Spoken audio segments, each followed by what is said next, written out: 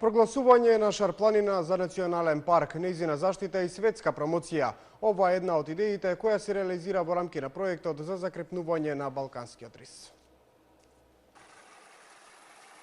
Идејата за Шарпланина да биде национален парк е стара 15 години. Различни организации и институции повеќе пати побарали и работеле на нејзина конечна реализација.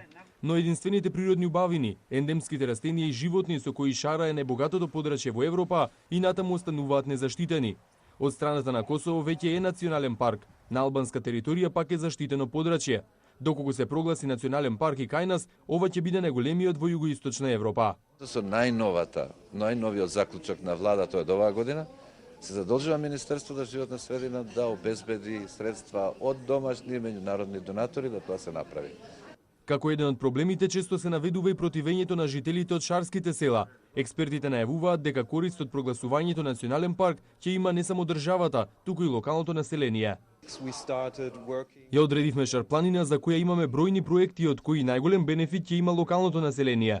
Веруваме во економската перспектива, но тука има и дивеч кој веќе исчезнува на другите места и кој треба да се заштити.